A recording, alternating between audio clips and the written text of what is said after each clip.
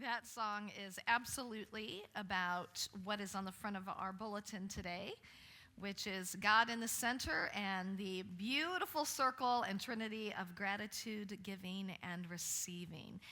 And for last week, this week, and next week, this is our focus, is God in the center and really moving into the experience and expression of gratitude, giving and receiving, and recognizing that they cannot be separated, that they go together, and really being open to all three aspects of it. So last week, we talked about the 29 gifts, 29 days of giving. Has anybody started that process at all? Hasn't it been awesome? I know every day I'm like, I wonder what it's going to be today. And the awesome thing is really being open to the reception aspect of it, the receptivity, the receiving, and recognizing that it comes back to us in so many amazing and wonderful ways.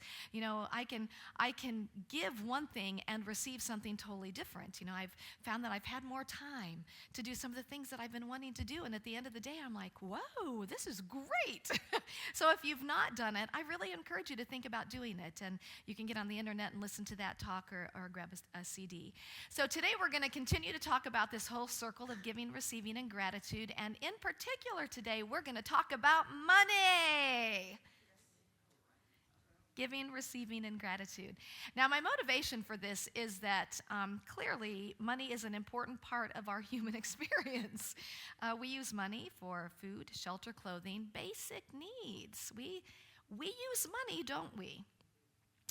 And I really believe that most of us would really like to more than exist, to have more than enough. So would we be in agreement that we really would like to be in the experience of the flow of money and having more than enough? Anybody want to have an experience of more than enough money? And so, you know, and the recognition that money is good. Money is our friend, and you know, so today we're going to talk about some tools, we're going to talk about two tools actually, but one that was brought to us about a month ago that is a wonderful tool for getting into the flow, for giving way to the flow of God. Now, here's the thing for me. When we talk about money in church, it kind of makes us squirm a little bit, doesn't it? Because it's like, uh-oh, here it comes, the tithing talk. You know, I remember seeing a shirt one time that said, "Fish shudder at the mere mention of my name."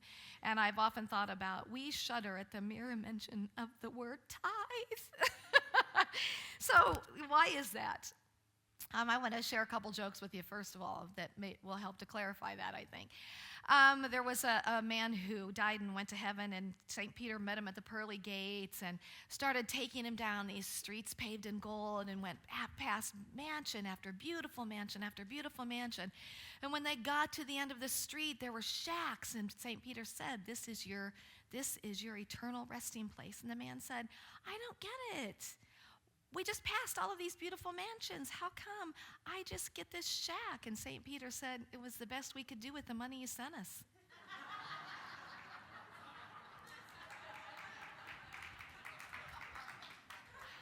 Guilt. Okay. Another joke that I thought was kind of funny was there was $100, a $20, and a $1 bill, and they got to the end of their life. They were at the shredder.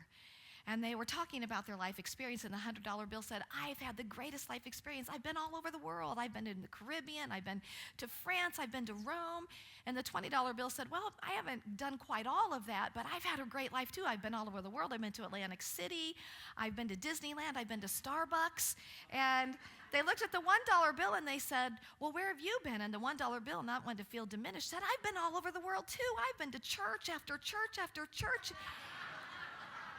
And the $100 bill looked at the $1 bill and said, what's a church?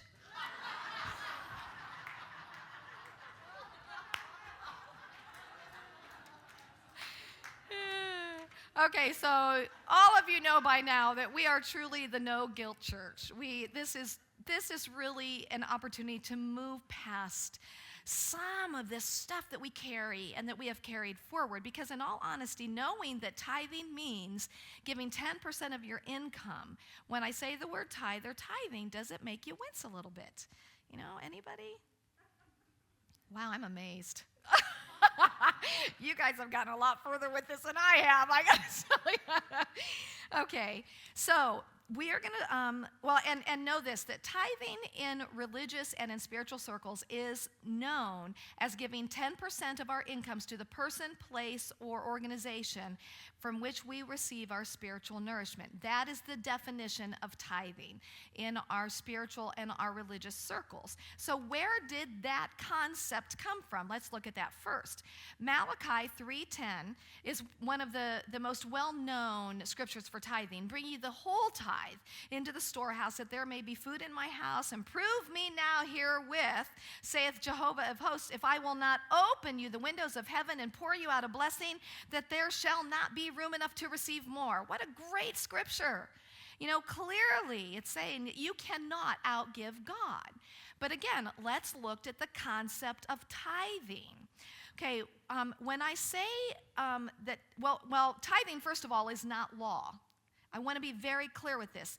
Tithing is not law. It is not a divine universal law. It is based on law. But tithing used to be a law.